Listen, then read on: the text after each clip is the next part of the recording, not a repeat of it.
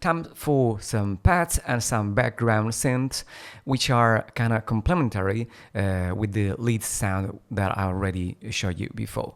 Okay, so I already imported from the original project the pads. Let's see what we have inside this group. Okay, the first one is a navy synth, which is a spectacular synthesizer from Native Instruments. Quite hard to tweak it, but absolutely perfect for texture. And the presets that he has are absolutely incredible. I usually use it for pads or to create some proper texture.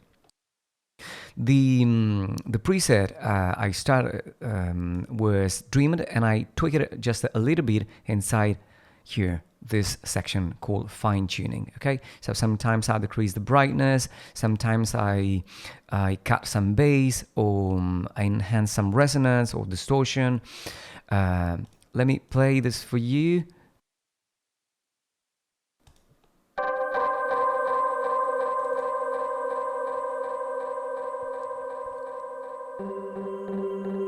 Okay, those are basically the notes I played for the track MoMA. The most important thing inside this track is that I send it to the first delay. If you still remember, it was a replica, and the longer delay, which was an H delay from Waves. Okay, so without the send, it's quite dry, and with the send, sounds that way. Okay, very long and very atmospheric sound. The other synth I used is another AB synth. The preset was Bell Tree Pad. I haven't tweaked anything inside this preset because it already sounded really, really good. And those are the notes played. Sometimes in the pads, I usually tweak only some random notes, and they always sound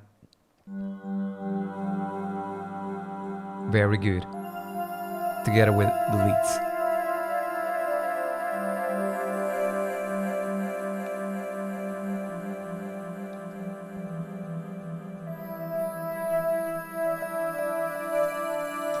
Yeah, absolutely amazing notes. Okay, another pad right here is an FM8, again from Native Instruments. The preset I got it was Trancy Sweep, and what I was here, I simply played 3 notes and I looped them, and I basically played throughout all the track. Okay, this is how it sounds.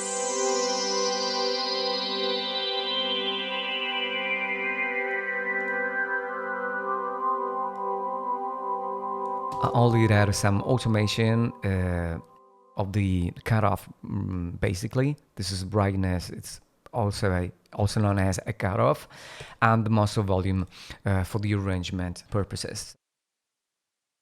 I'm going to show you the arrangement later. And another pad here from one of my favorite synthesizer. I know that they released the second version of Simplant. This beautiful baby is absolutely incredible. Let me play it in the solo. Again, probably the same notes I gathered from FM8.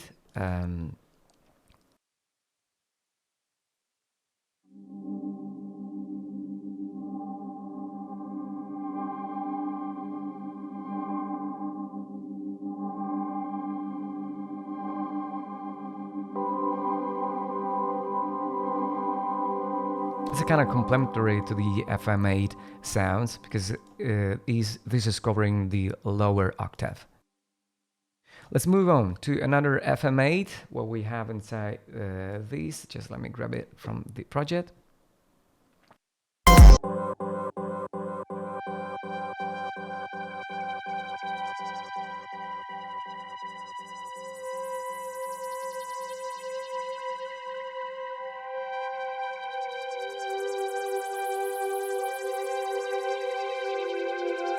As you can see, I spent a lot of time on making paths, on creating texture for my track. They are so essential for my music.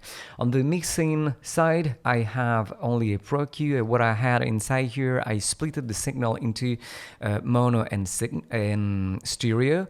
How can you do this? I simply right click with this and stereo replacement. And if you want to remove side information, you can have the S and remove everything pretty much below 200, 250. And I did it, and I created a mono, which is a mid side cut right here around 130. It won't interfere with my bass line. Okay, another I'm pretty sure another FM8 here. Doing, let me play this. Oh, this is so good. Turn the volume a little bit up.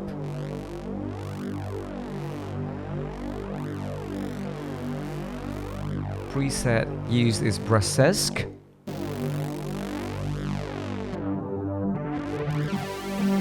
And tweaking the brightness and the harmonic. I'll show you where they are. Okay, harmonic and brightness.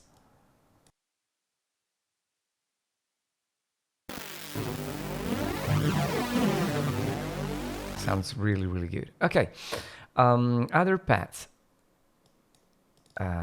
This is a pigment.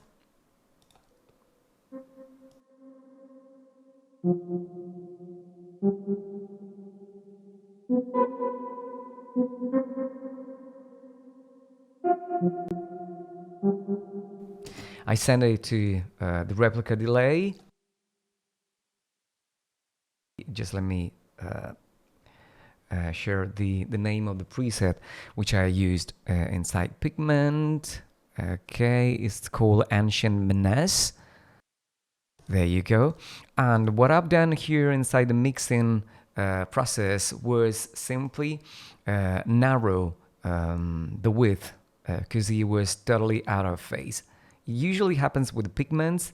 They sounded amazing, but sometimes the stereo information are definitely too much. That's why I have to narrow the width. Sometimes it goes out of phase and I don't want it. Okay, narrow the width. And again, a Pro Q3. I was really heavy here on reducing some frequencies in the mid range.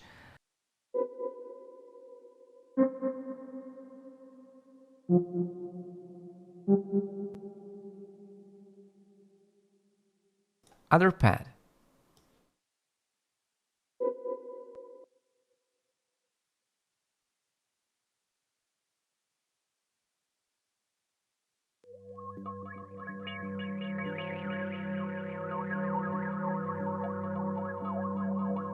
Creating some proper texture.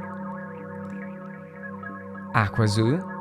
Another preset which I use on a track of mine called Aqua. Really good. Again, I tweaked only the brightness and the easy harmonic values. Those two. And I'm pretty sure I removed some low end again. Yeah, exactly. That's it. And the last one.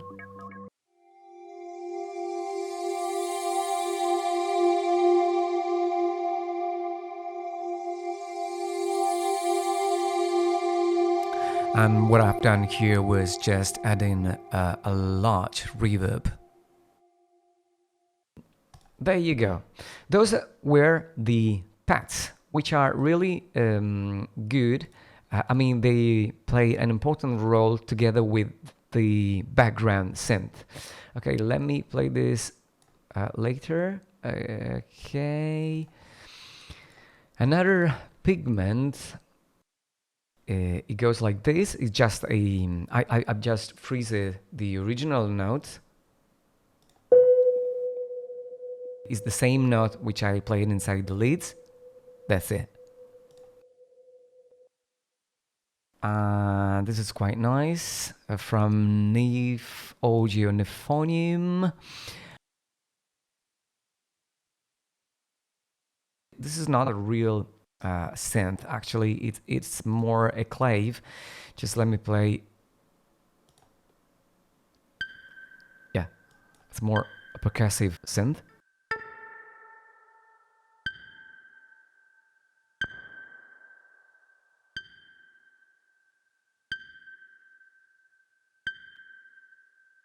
Another Pigment Heart, I had to freeze it again because it was really, really heavy.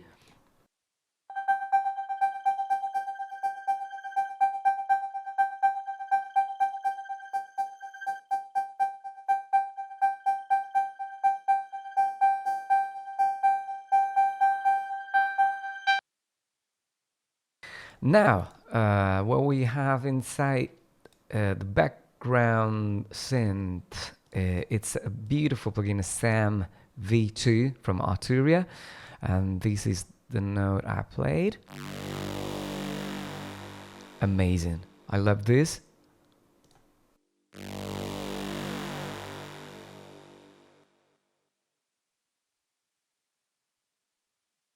I've added just a little bit of delay with one of my favorite delay, BX delay.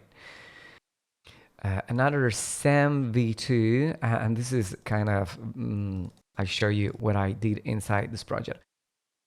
One of the favorite things that I usually do inside my synth is automating. Okay, what I have inside this project in the session view, I've automated a lot of parameters. I've automated the delay, the feedback of delay, the mix knob right and left. Okay, let me show you what I have inside. Can you see all those values changing? They always help me to create some movements, okay? And those are the notes, which are quite boring actually. But if you add some automation, and I automated some values inside the plugin as well. So I automated the frequency, the decay,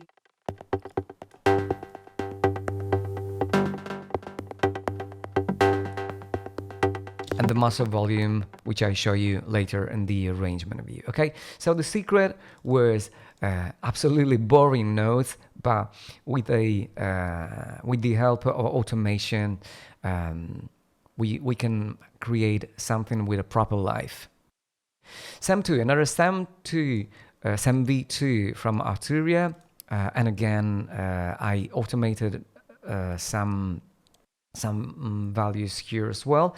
The preset name is LSD Bass. Playing it for you. Put it in solo. Those are the notes, pretty same notes of the previous track. Automating again the delay.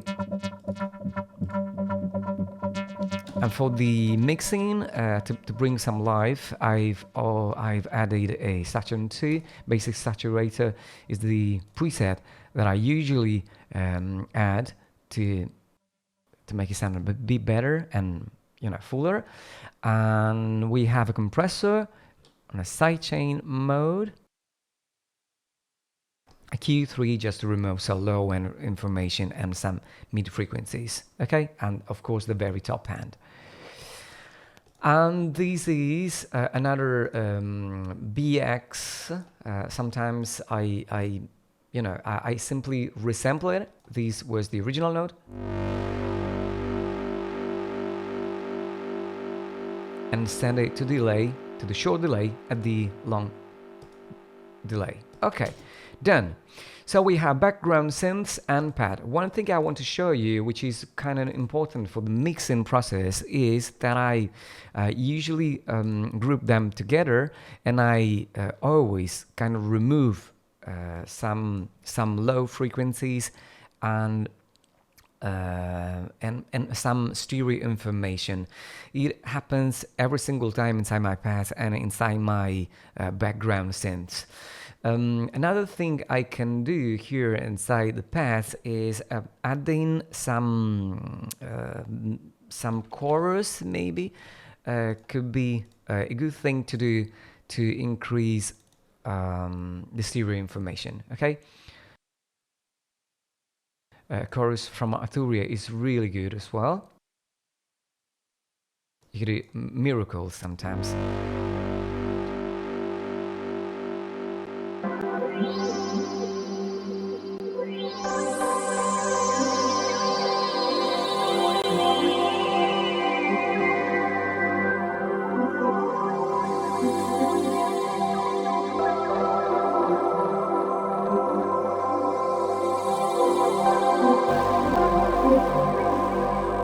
Yeah, sounds really good with chorus as well. And another thing I've added here was a track spacer, which is basically a kind of sidechain plugin, and I put it on sidechain and with the leads. Let me show you what I've done here. Okay, where are my leads? There you go. So when the leads play, I created some space inside the pads. Okay, you can do with pretty much the same with the compression plugin from Ableton Live. Let me show you how I usually do. Okay, so deactivate track spacer, put it in sidechain with the leads.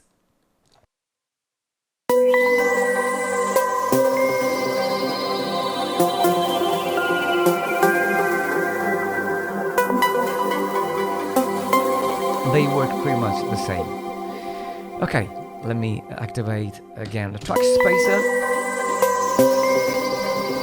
And I usually do all together with the paths, always with the background scene, so I can copy and paste both those plugins with the background synth.